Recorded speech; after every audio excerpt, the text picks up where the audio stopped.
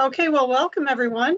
Welcome to our second live stream for Right to Life of Michigan. We're doing a three-part series focusing on issues surrounding the dignity of life in the Chaldean community. Last week we talked about adoption, and this week we're talking about the man's place in the pro-life discussion. So we have with us tonight Vince Kashat, Joey Toma, and Eddie Dickow. We're going to start with Vince. Vincent is a Chaldean Catholic IT professional and a pro-life advocate who serves on the Right to Life of Michigan Chaldean Leadership Committee. He's a husband and a father of four, including a child with special needs. Then we also have Joey Toma. Hi, Joey. Hello. He's the father of two daughters, Isabel and Julia Toma, who are 5 and 3. He's a husband to his wonderful wife, Stephanie Toma. He serves on the Min-Sharitha Planning Committee, and he and his family own 3 small businesses in Metro Detroit. His wife, Stephanie, comes from a family of 10, with 7 of them adopted out of foster care. We also have Eddie Dickow. Hi, Eddie. Hi, how are you? Good. Eddie's 22 years old and a member of the charity group Workers in God's Service. We call them WINGS. He also belongs to a prayer group called Rosary for Life. He works at the Troy Beaumont Emergency Center as a technician and is currently in school studying to become a registered nurse. Thanks, guys, for joining us tonight. We're just going to get started. Eddie, you want to tell us a little about yourself and what brought you into the pro-life movement? Yes, so I started volunteering at my church, and like I said, I became part of that charity group called Workers in God's Service.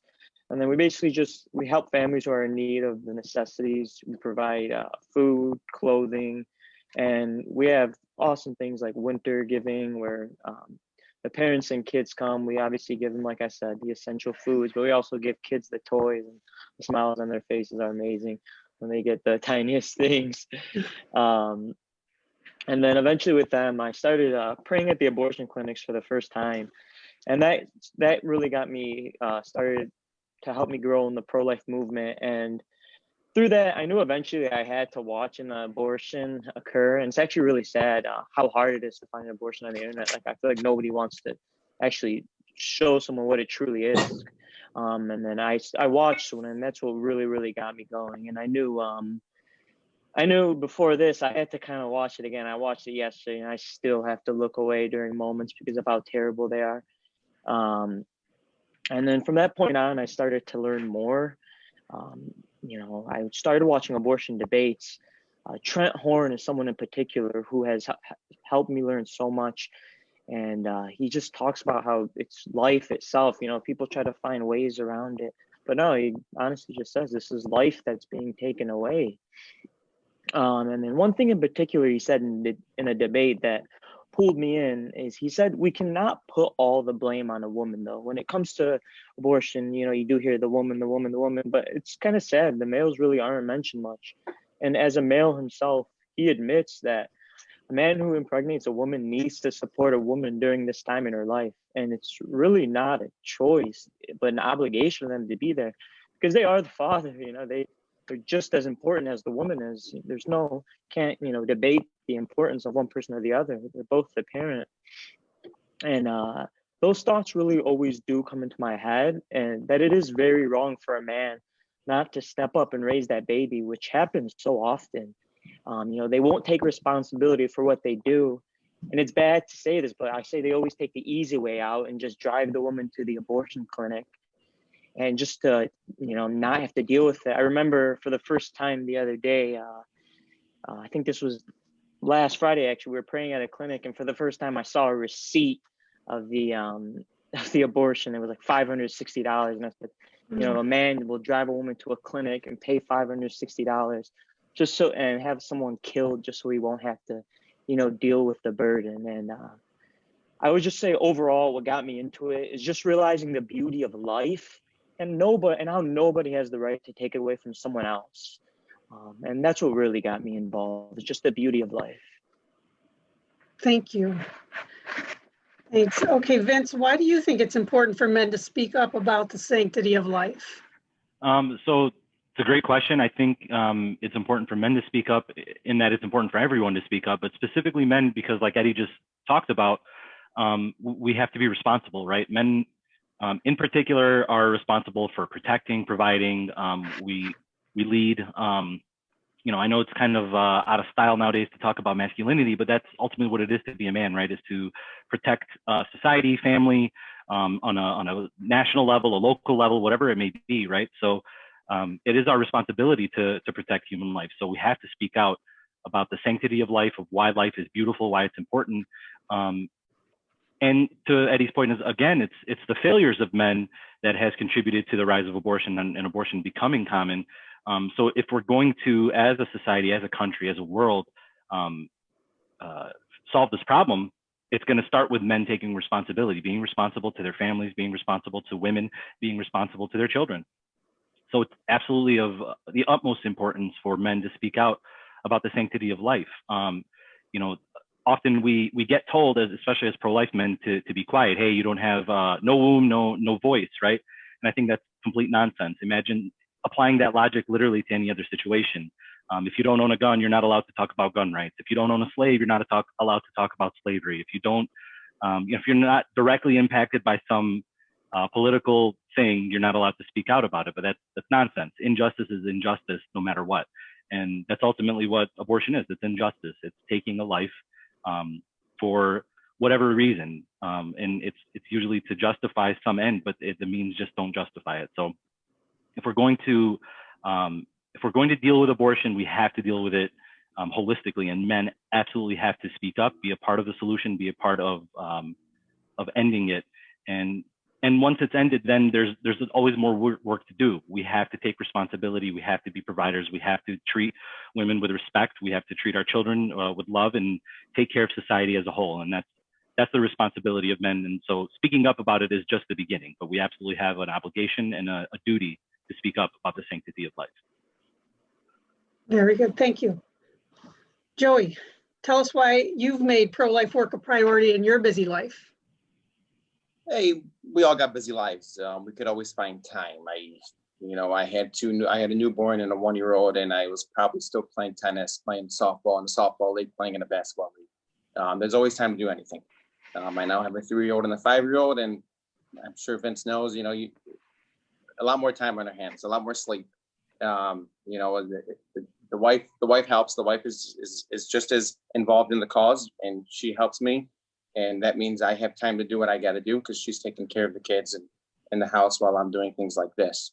I was always on the fence. I was always like, hey, I'm pro-life, but whatever. Somebody asked me I'm pro-life, but do what you got to do. My wife is, she comes from a family of 10, like you said. I saw, you see things that people used to say is, hey, kids, they grow up, they get out of poverty, they go into foster care.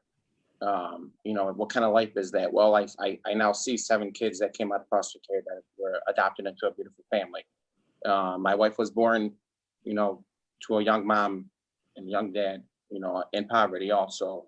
And, another, it's a pro-choice, perfect example of who should be, to their theories, aborted. And that's my wife and the 7 of her brothers and sisters. So that, you find time, you make time for what's right. And here we are. So basically the love for your wife and knowing her story is what brought you into this. It got me more involved. Speak up. And then God gave you daughters. Yeah. Perfect. Okay, Eddie, what can we say to a person who tells us I'm pro-life myself, but I don't want to impose my views or religious beliefs on someone else? Who am I to tell a woman what she can and cannot do with her own body? We hear that all the time.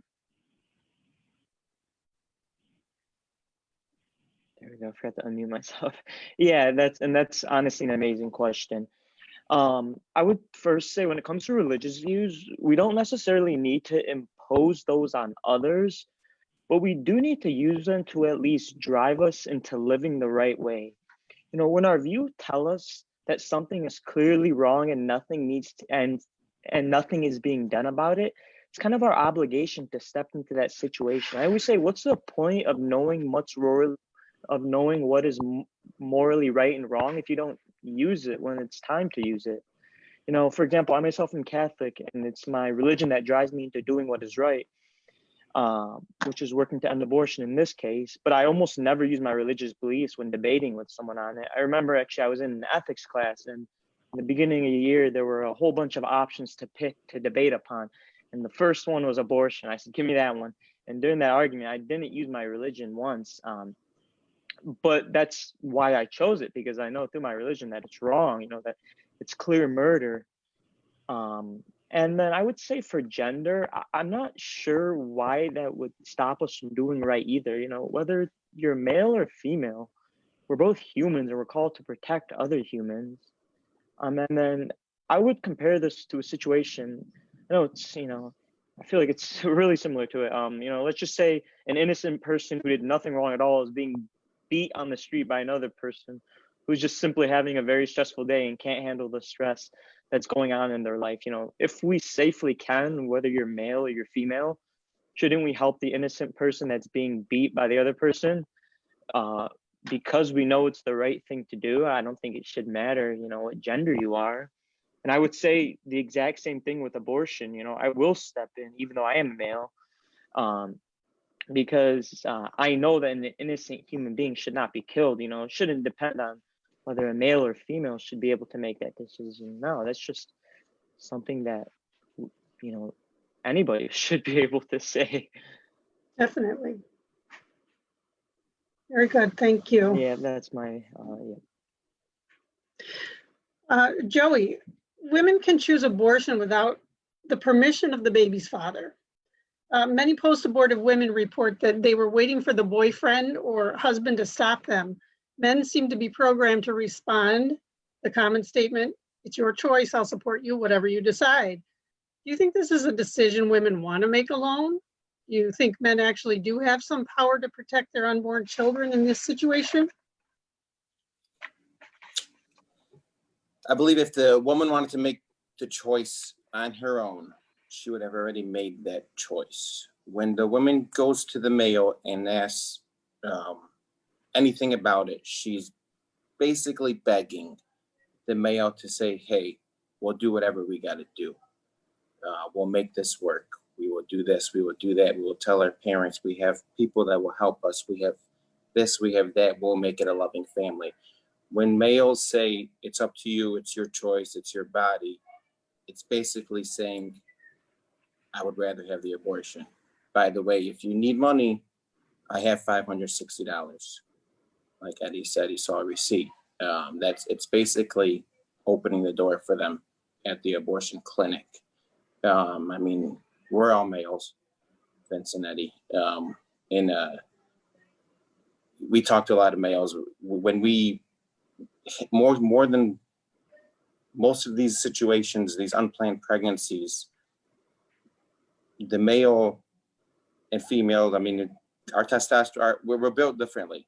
Males can, I guess, have sex without many feelings, where females are, they choose their man, they choose who they're going to sleep with based on who they can see themselves with. Maybe, yes, not at the time, but someone they can see themselves in the future with. Yes, the pregnancy may be unplanned, but most of the time it's with the male that they can see themselves building a future with. It may be early, but all they're really looking for is some assurance of, hey, we're going to make it work together. Like I said, if they want to make that choice the way society is now, they could have already made that choice. They don't need the male. The male is there because they're usually on the fence when they're asking that question. And really all they want is an answer of, hey, we'll make this work. We'll figure it out. Don't worry. You know, it's in God's hands. We have a big support system and everything will be okay. Especially in our community, specifically, if you know, whether it's a married couple, you know, they can get married in the future, that the grandparents, the aunts, the uncles, the cousins of the kid would be more than enough for whether it's a young woman or a single mom, whatever. That would make it work, and it would be more than enough to make up for, you know, what's missing in a young couple. Thank you. Um, so Vince, an unplanned pregnancy might be seen as an impediment to academic and career goals. Do you think having a child necessarily means putting life on pause? So I think anyone who has children knows that that's kind of when a new life begins. And I'm not even talking about the new life of the child. Obviously, yes, that's beautiful and awesome, but even your own life becomes renewed when you have a child. When you become a parent, you become a new person in a great way. So, and this is one of those questions that I feel like sells, especially women, so short. It sells people short that it promotes this idea that unless you have a career or academic goals, et cetera, that you have no value or worth. Those aren't things that define your value or worth. They're good to have. There's nothing wrong with having them, but your worth is far more than what job you have or how educated you are. That said, I think women are way more than capable of having children, being educated, holding down a job, et cetera, et cetera. I don't think anything limits a woman from doing any of those things. Not a child, not a relationship, nothing. So, it's kind of almost an elitist question to point at women and say, well, unless you do these things, number one, you have no worth, and number two, you're not capable of doing them if you become a parent. And it's nonsense. That said, to Joey's point, that as men, we need to support women. If women have these goals and we want them to continue to carry life for us, we need to support them. We need to tell them, hey, it's going to be okay. We're going to get through this. I'm going to help you achieve your goals, and we're going to achieve our goals together as a family, right? That's where I think men really have to step up and support the women in their life. So is it an impediment? No. Does it make things maybe more challenging? Perhaps. I can't, you can't deny that. But again, that's where as men in a society, we need to support women who have these goals and make sure that they can achieve their goals without having to sacrifice the life of a child. So. Yeah, and then if I can add on to that, I would always say too, I know so many people say, oh, this is going to stop schooling for the woman. But if you think about it, I obviously don't know the exact scientific facts, but how long before a woman might actually have to drop school? Maybe 3 or 4 months into the pregnancy, she might have to take a break. But I mean, it's only 9 months. You'd have to, people make it sound like the woman can never go back to school. No, you can. Just in 9 months, you'll be able to go back to school. And although you may have a child, there is the option, obviously, of adoption for them. And it's school isn't over with, your job isn't over with. You just have to, we'll put it on pause for 4 or 5 months. That's no reason to end a life because you have to wait 4 or 5 months. That person who may have lived for 90 years, they can't live those 90 years because you couldn't wait for 5 months. That's always something that gets me. The woman will have to stop this, stop that. No, you just have to pause it, and then your life's right back to normal. It's, I will never understand that argument with that. It's just Does my not input. make much sense. It doesn't make sense at all. Like, it always gets me when someone says that. What? Especially in our community. Exactly. We have so many people we can help. Like, hey, I'm either going to abort this baby or please help me so I can finish a couple semesters of school. It's a pretty simple, I'm going to help, go finish your semester. What's funny is when I wrote that question, I was talking about the man having to put his career goals on pause to maybe get a job to be able to support this woman through her pregnancy and to support a new family. That's what my thought was. And neither of you thought of it that way. You just kind of answered as, like, just we'll take care of it, whatever it takes. So, well, yeah. And that kind of goes to show one, kind of our unconscious bias, right? But because that's often what we hear is that the woman has to put her life on hold. And that's kind of one of the tragedies, I should say, of abortion is that it often does mostly impact women, and that's part of why we men need to step up and be responsible. And to Joey's point, he keeps making that in our community, imagine if in our community, the men who were in these situations stepped up and not left these young girls out to dry to deal with this on their own and said, hey, we're going to make this work and I'm going to be responsible and I'm going to make this happen. It's absolutely possible. There's absolutely more than enough support in our community to make sure that we can support every life that comes into our community, no matter how it comes into our community, whether it's, a stain on someone's reputation or not. There's no reason for us not to support it. So if men step up and we We allowed our lives to be altered a little bit to support a life. And again, the alteration is going to be, to say it's a net positive is an understatement. To become a father, in regardless of what the situation is a joy. Just imagine how much good would come out of that. So, it's kind of sad that we all kind of miss that point, that, does it even affect a man's life? Well, we kind of live in a world where oftentimes it doesn't. It should, but it should in a positive way. It should affect our life. We should be able to stand up for life, and it should affect our lives positively once we see the joy that comes from it.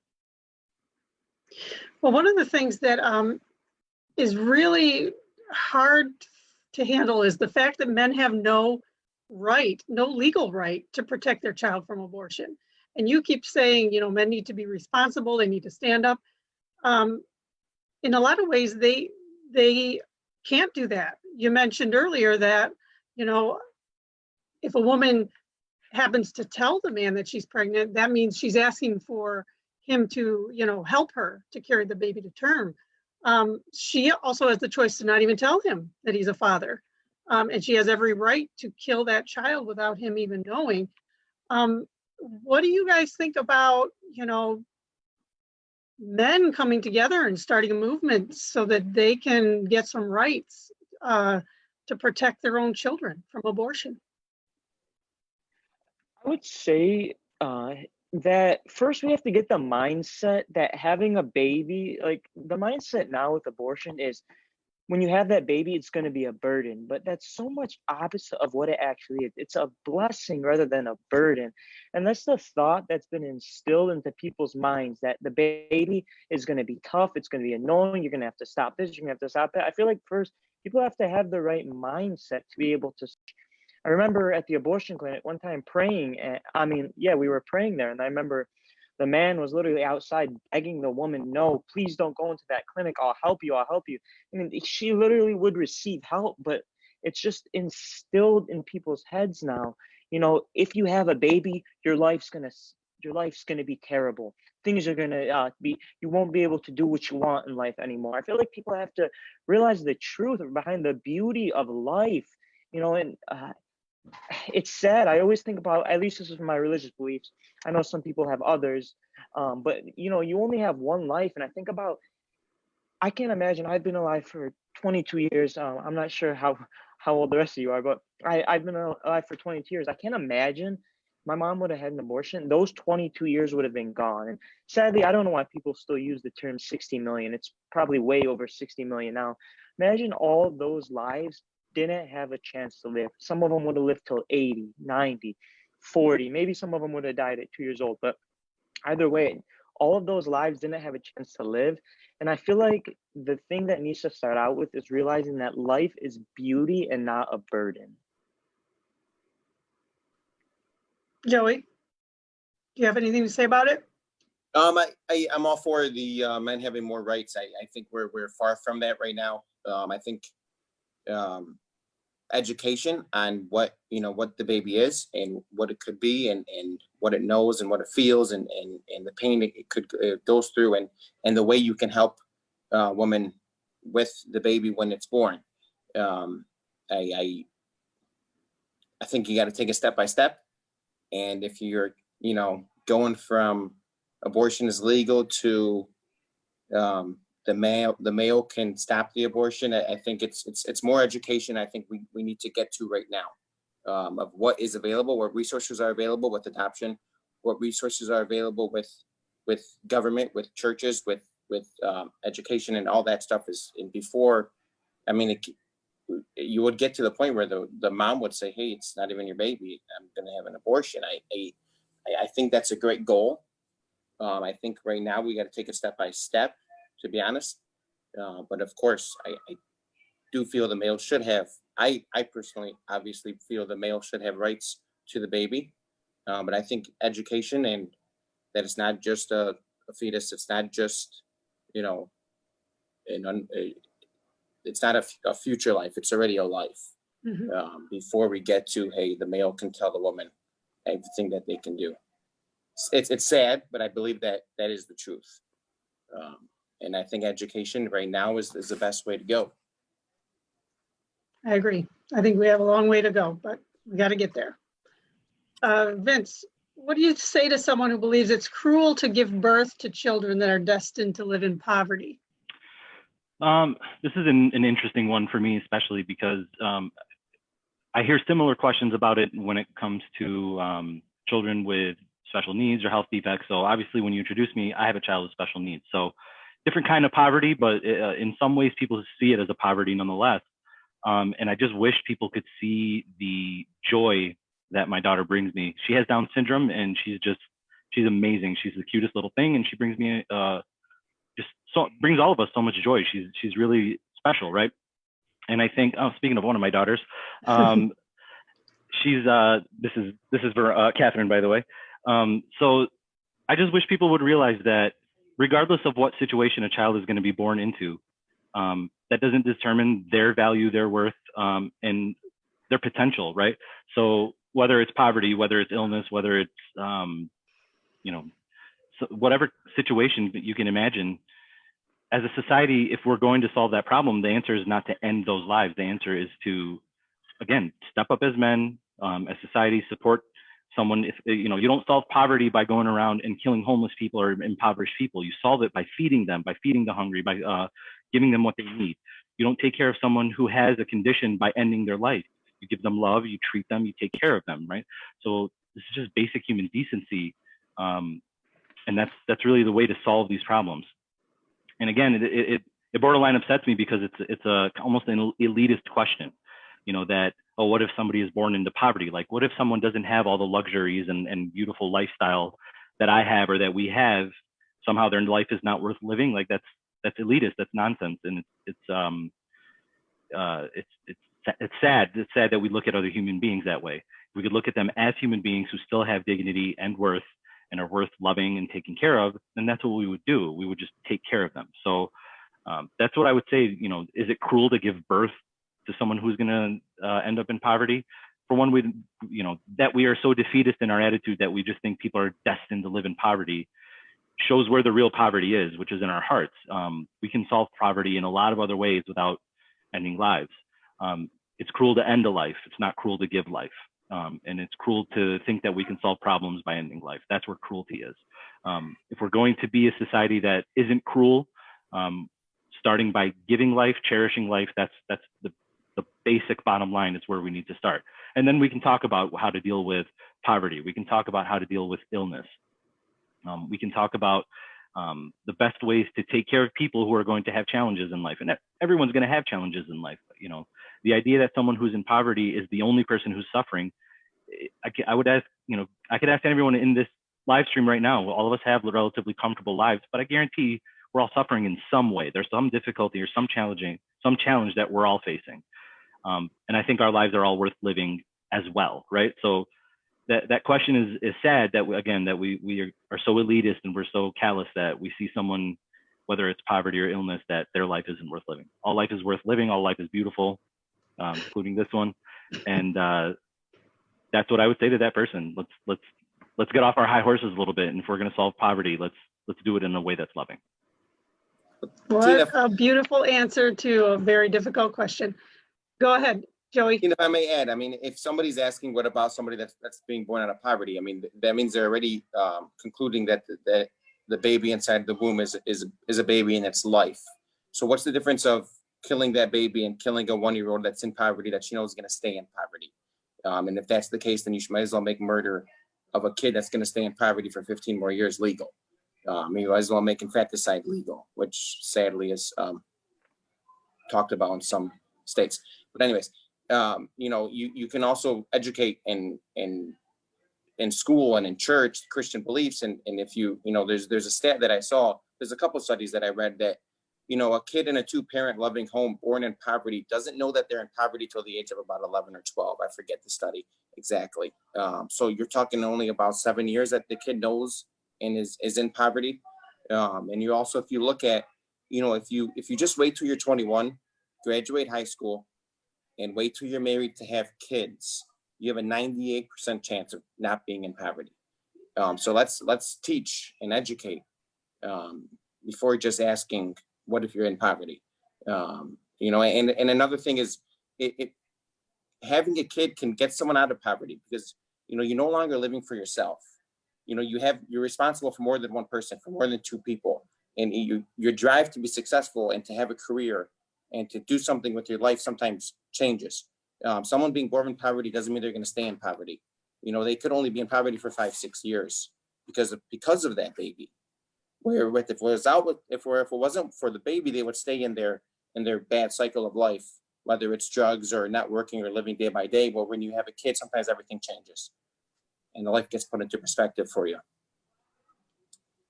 That's true. Very good. Thank you. Eddie, can a Catholic or anyone with a belief that God created all things, including the unborn, vote for a pro-abortion candidate in good conscience?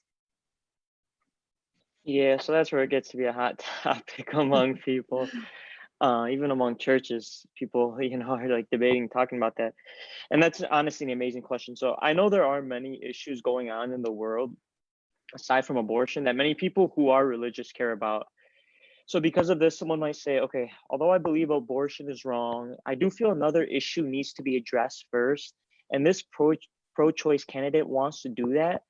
So I'm going to vote for them, even though I don't support abortion. So I feel like another question needs to be asked with this. Out of all the issues currently going on in the world, which one should be our priority? And then I remember I heard a perfect analogy with this.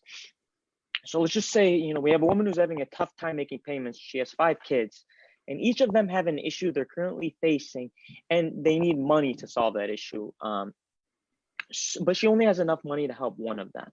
So for example, the oldest one, their car broke down and needs to be repaired to get to work, or else they're going to lose their job, and their family's already, having a tough time. So that's, pretty serious. Second one, the child's taking classes online and the computer stopped working. So they need a new one in order to continue their schoolwork, which school is obviously essential. Third one, their clothes are getting too small and they need to get bigger ones, and the winter's coming up. Again, it's very important. The fourth one, the child has very, very poor vision, and their glasses were just accidentally stepped on, and the child needs a new pair. It's very important. They have to see what they're doing. But the fifth one, the child is 2 months old and needs food.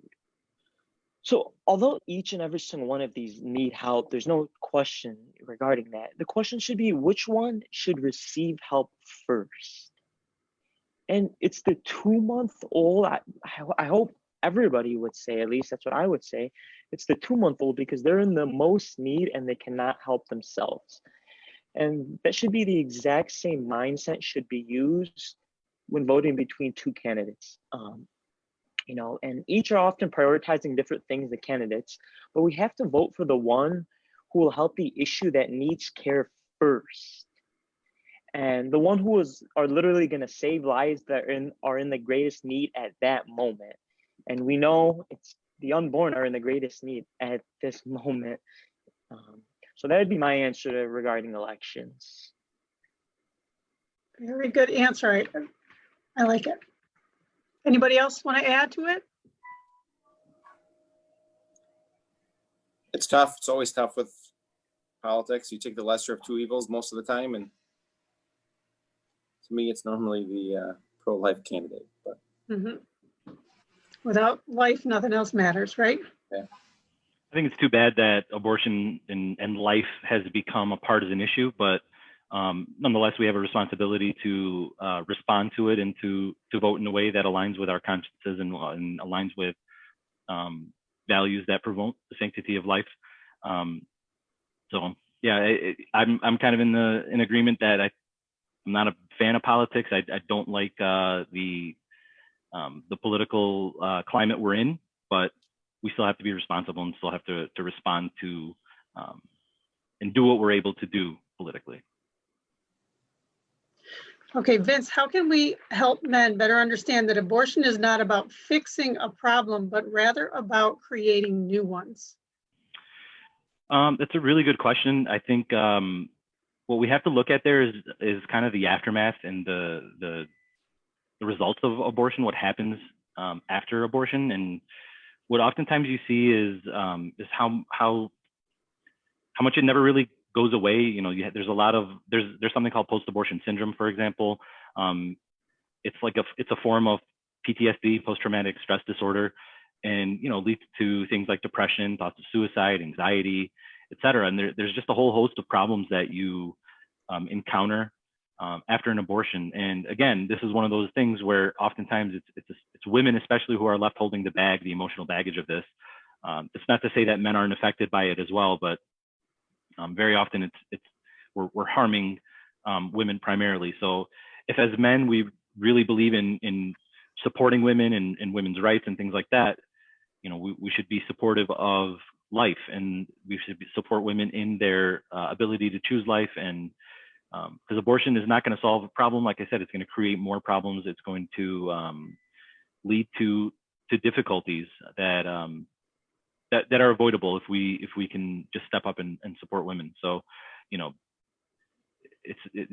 see so much data out there now. That's one of the good things about the age that we live in, is that we have information and data and studies, and most of abortive women have a whole host of issues oftentimes, and we can't ignore that. We can't deny that. So again, to me, I keep reiterating that as men, we need to step up, right? This is one of the areas that we can step up and support women.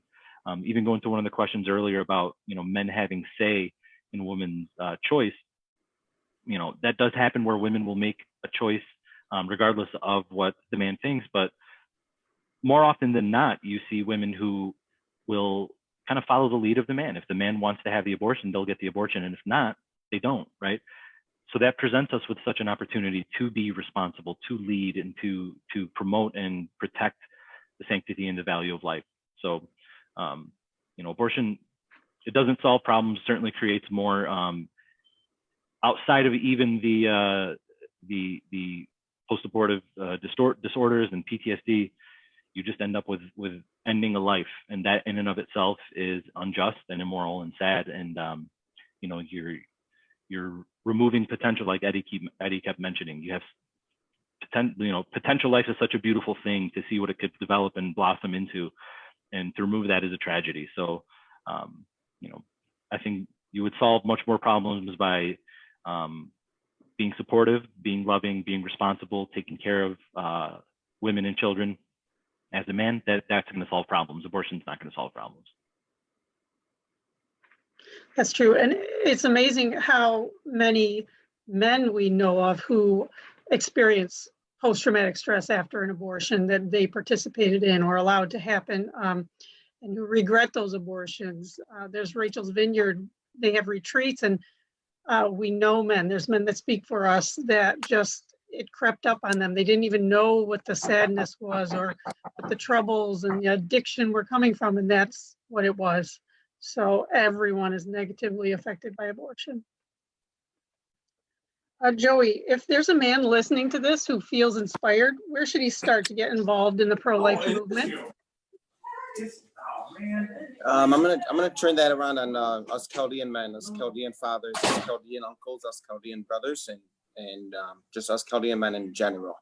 When we have a sister, a daughter, a niece growing up, we preach to them all day long that, hey, you can't have sex till you're married. This and this is the only way. Now, of course, I am for all that, but when someone that they hear from outside of the family gets pregnant, the Chaldean dad will loudly, in front of the daughter, say that what a disgrace she is. I would disown her. How embarrassing. She ruined the family name. Now, on top of that, if you do get pregnant and you hear about someone that got pregnant and gave up their kid for adoption, that's like a double embarrassment to a Chaldean guy, to a Chaldean dad, to a Chaldean uncle.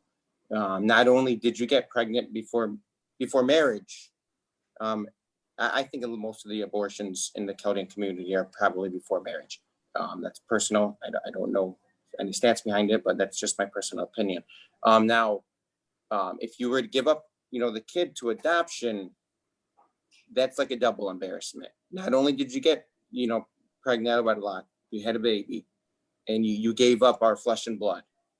So what choice is our daughters, nieces, and sisters left with? you tell your parents how, you have it in the back of your head what they think about so and so who got pregnant before. So, you have two choices. You either get an abortion and your dad never finds out, or you take the chance of being disowned, you take the chance of being an embarrassment to your family, and you have the kid. Now, I'm not saying don't tell your daughters, and I'm not saying to tell your daughters to go ahead and go out, have fun, have sex, blah, blah, blah. But I mean, it's the truth of the matter is, we're getting married at a later age. People are having sex. Sex creates babies. There's nothing you can do. I mean, so we need to find a balance of, hey, don't have sex until you're married. But at the same time, if you do, we're there for you. We're going to love you. We're going to support you. And when you hear about your cousin or your niece or a family friend that that got pregnant before marriage, let's turn that around and say, hey, let's pray for them. Let's pray that they're going to get married. Let's pray that they're going to make it work. Let's help them. Let's support them. Let's buy them something. And how, yes, it's bad that they had this baby, but at the same time, how beautiful is it that they're going to bring them in? How beautiful is it that their parents are welcoming them into the family, that, hey, the mom is going to watch the kid so the kid can finish college.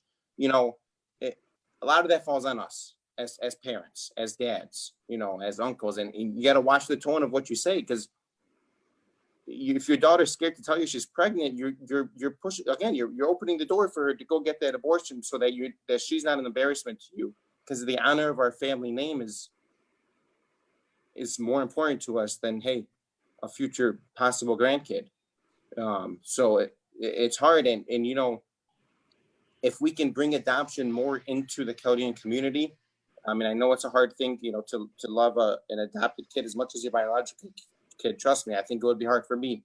But the more we talk about it, the more we see it, the more we do it, the more maybe these people, these Chaldean girls that get pregnant, they'll see the option that, hey, they could go adopt. They can watch last week's episode and see how, you get to pick the parents, and you get to do all that. And sadly right now, that I think it's a double embarrassment to, one, get pregnant, and two, give up their kid. So we're pushing them to, our respect, and we care too much about our family name, and it's pushing them to abortion. And if I could add on to that, I think, I completely agree. I think shame culture in the Chaldean community is really destructive. And we oftentimes do put, nothing basically above the family name, and we're willing to do whatever it takes to protect the family name. And again, it's one of those things where the burden of that falls on our girls and our women.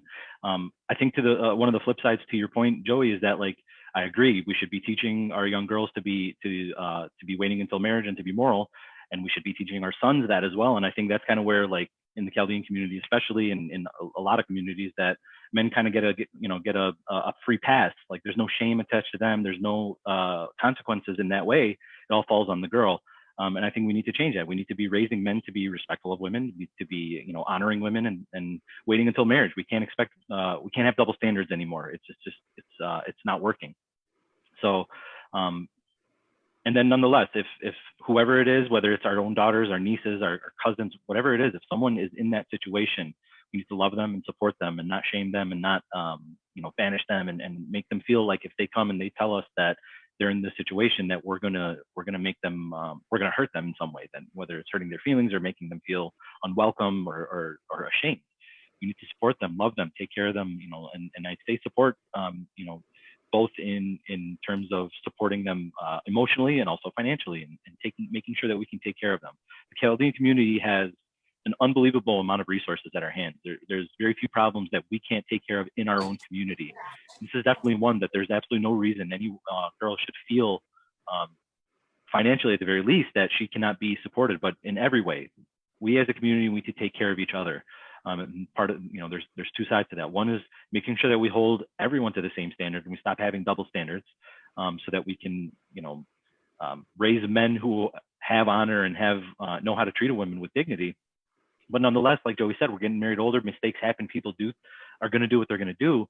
When those things do happen, we need to get rid of the shame and step up and take care of our or young girls especially, but any girl who's in that situation, any woman who's in that situation, in our community should never feel like that's her only choice. We have to do a better job of that. Well, you guys are amazing. I cannot thank you enough on behalf of everyone for just standing up and speaking for life and being such strong, courageous witnesses. Thank you so much. Do any of you have anything you want to add? Did you get to say everything you wanted to? Vince helped me out. He got what I missed on that last one. I appreciate that. No problem. That's what we're here for, to support each other, right? Oh yeah. Definitely. Thank you guys so much. I want to add that next week we will be doing the last in our series, the last live stream. It's called The Emotions That Surround an Unplanned Pregnancy. We'll have Janice Kizzy. She's a counselor, and we will have Josephina Tisha giving us her testimony. That will be Wednesday, July 1st at 6 p.m. And also want to point out that we have our Minsharitha dinner Wednesday, October 14th at Shenandoah, as long as everything goes well and we're able to have that. We hope everyone will come. So thank you again, guys. Thanks for Very having much us. appreciate it. Thank you, Joey and Thank Vincent. you, You Tina. guys are Thanks, giving guys. me tips on how to be a real man in life. So thank you guys. It was great Thank you, learning Eddie. from you.